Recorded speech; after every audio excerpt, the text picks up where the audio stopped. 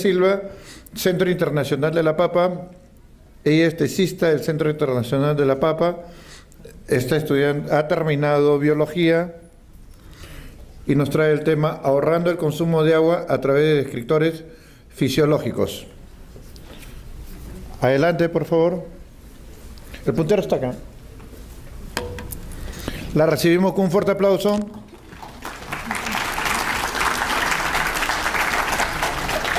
Buenas tardes.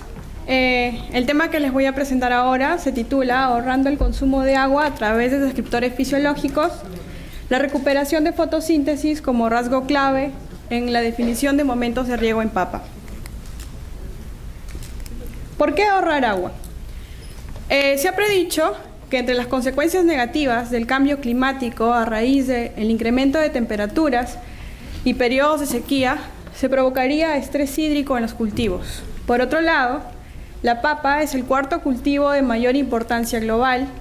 El 85% de la masa que produce es comestible, es cultivada en 149 países. Sin embargo, es sensible al estrés hídrico debido a un sistema radicular superficial en comparación con otros cultivos de importancia global. Por lo tanto, se vuelve necesario un manejo del agua en la agricultura a través de un riego eficiente. Por ejemplo, al definir los momentos precisos en los cuales se debería regar. Los métodos más comunes que se utilizan para definir el riego se basan en evaluar la humedad del suelo. Hay otras investigaciones que proponen evaluar directamente a la planta, entre los que se denominan descriptores fisiológicos del estatus hídrico de la planta. Es decir, consultar a la planta para cuándo regarla. Dentro de ellos, la conductancia estomática es una variable bastante acertada, bastante estudiada, que integra describe básicamente la interacción de factores externos e internos de la planta y que consiste en el intercambio gaseoso del CO2 y de vapor de agua a través de los estomas, que son poros que se ubican en las hojas de las plantas. Adicionalmente, la tasa fotosintética es otra variable propuesta por la literatura como un indicador integrador de procesos fisiológicos. La tasa fotosintética consiste en medir la cantidad de CO2 que las plantas utilizan para transformarla en biomasa, todo a través del proceso de la fotosíntesis. Por ello, la fotosíntesis se considera crucial, definitoria de la producción y la supervivencia de la planta. Entonces, nosotros hemos considerado utilizar la conductancia estomática medida a condiciones de luz saturada para la planta, y a partir de ahora la denominamos conductancia estomática máxima, como el determinante de cuándo regar. Y utilizamos la tasa fotosintética expresada en porcentaje de recuperación como una variable que nos va a indicar si hemos aplicado un criterio de riego adecuado o no. Con el objetivo es evaluar la eficiencia de esta variable al haber sometido a nuestras plantas a estrés hídrico, restringirles el riego y luego de haber sometido un periodo de estrés, regarlas una vez que llegara a valores mínimos de conductancia estomática máxima y evaluar su respuesta fotosintética expresada en esta variable, que podría estar relacionada con el rendimiento de cultivo de papa, que es la parte de importancia económica en estos objetivos, y todo esto lo evaluamos bajo dos tipos de riego. El experimento se llevó a cabo en la estación experimental CIP La Molina en la ciudad de Lima entre los meses de julio y octubre del 2017 y sembramos semillas prebásicas de la variedad única. Es una variedad adaptada a condiciones de la costa y con un desarrollo precoz. El diseño consistió en bloques completos al azar con 3 tratamientos en base al momento de cuándo regar, 4 repeticiones, abarcó un área total de casi 2.000 metros cuadrados, el cual fue subdividida en 2 campos por diferentes tipos de riego. Nuestra unidad experimental fue la parcela de 45 metros cuadrados conformada por 120 plantas. Dentro de ellas, cogimos 3, las cuales fueron constantemente monitoreadas. Para entrar en más detalle a los tratamientos, el momento de riego se definió de acuerdo a conductancia estomática, pero tuvimos un tratamiento control que fue regado y se definió el momento de riego por el método tradicional, consultándole el suelo.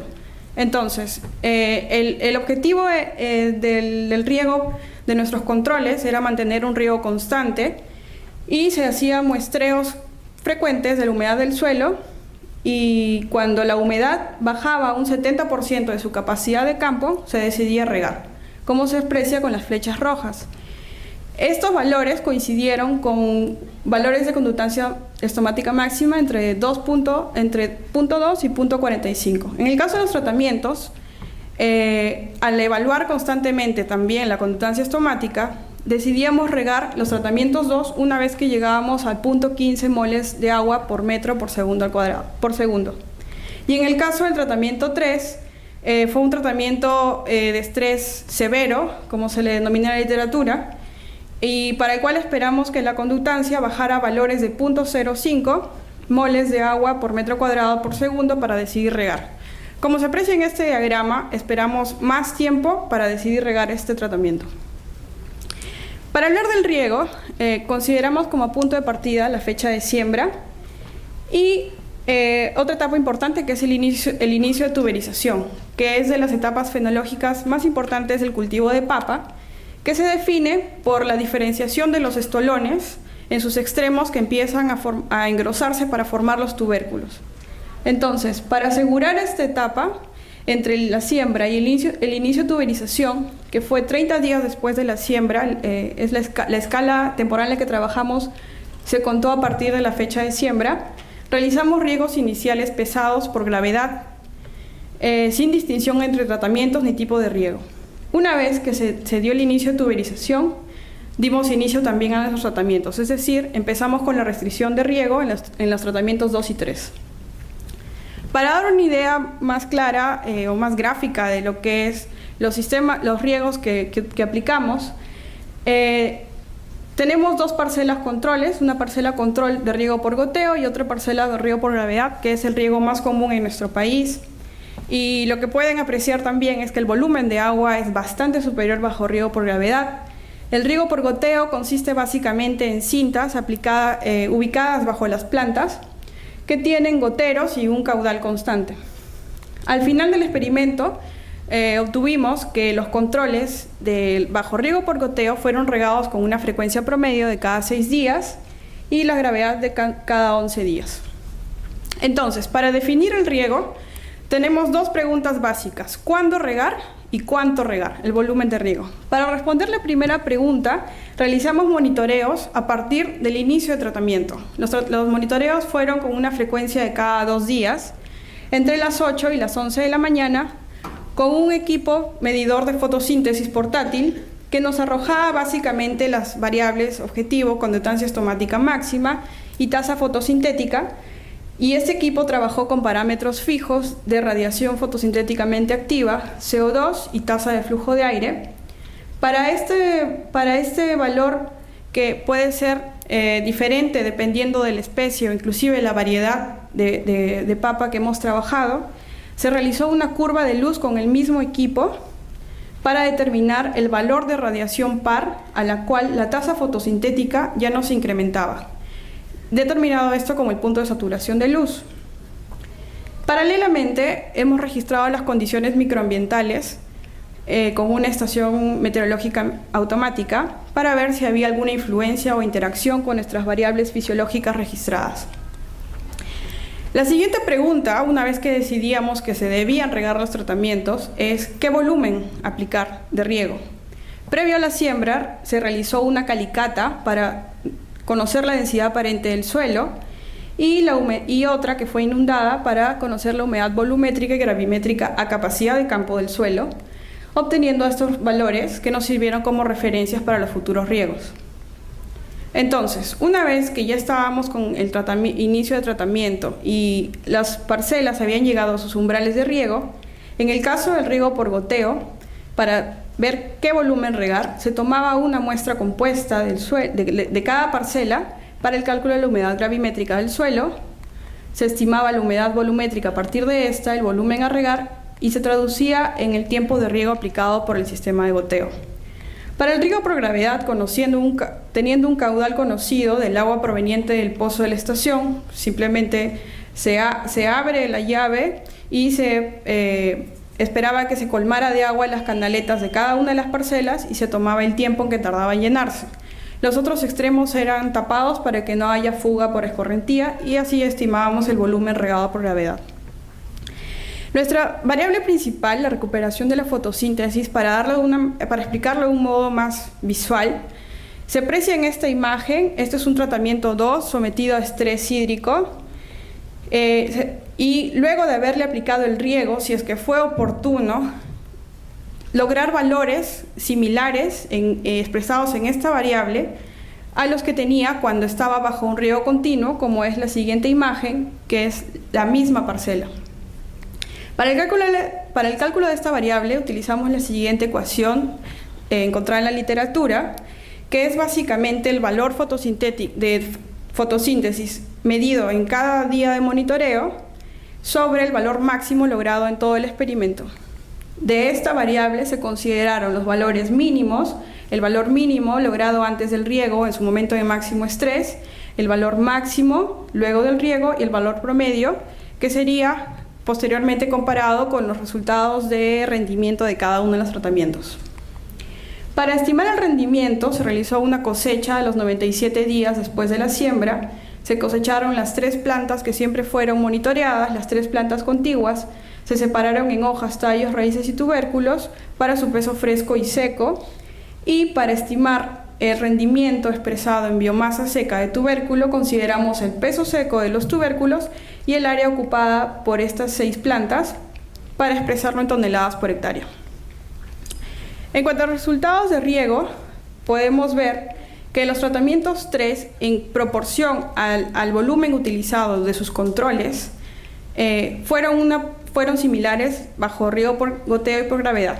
En el tratamiento 2, bajo riego por goteo, usamos una mayor proporción de lo que usamos en nuestras parcelas control.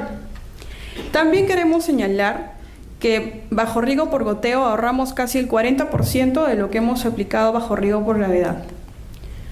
En cuanto a los valores de recuperación fotosintética, se puede apreciar que los valores mínimos fueron bastante similares tanto entre controles como entre tratamientos, bajo riego por goteo y por gravedad, pero no siendo así en el caso de los valores máximos que obtuvimos luego del riego, es decir, el riego dio una respuesta más positiva bajo riego por gravedad. Tuvimos una recuperación de casi 100%.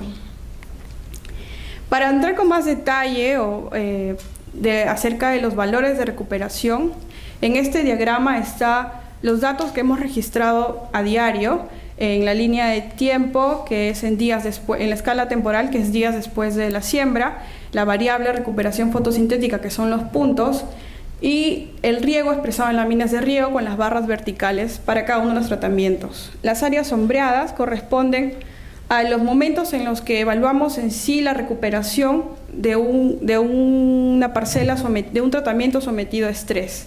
Y las líneas verticales entrecortadas verdes son el inicio de senescencia de cada uno de los tratamientos.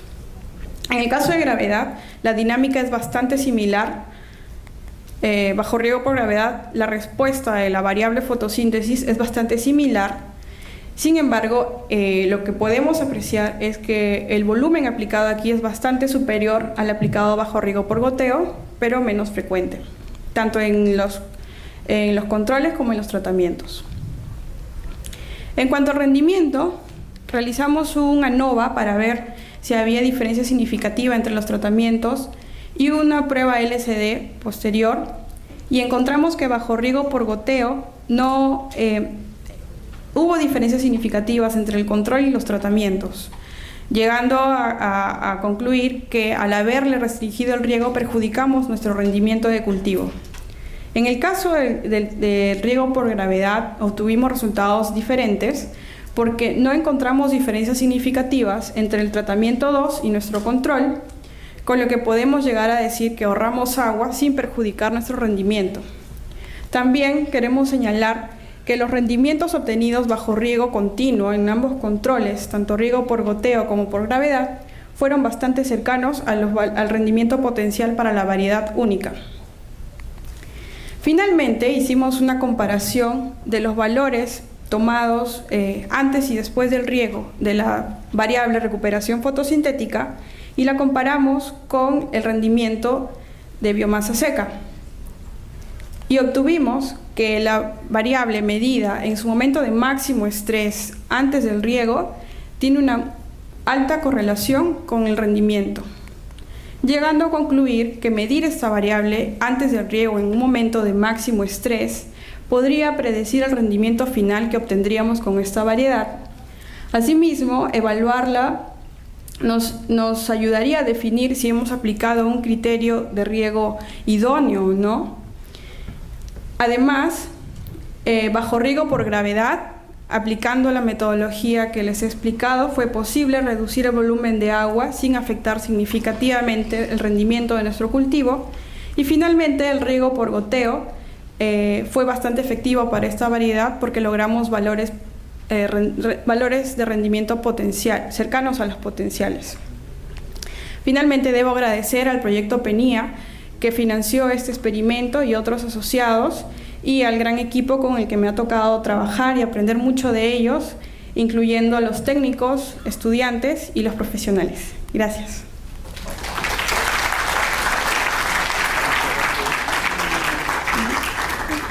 Por ahí, por favor. Pase, por favor. Gracias. En nombre del Encuentro Científico Internacional, al centro, por favor. Ahí, bien, gracias. Los avances de la investigación, un fuerte aplauso, por favor.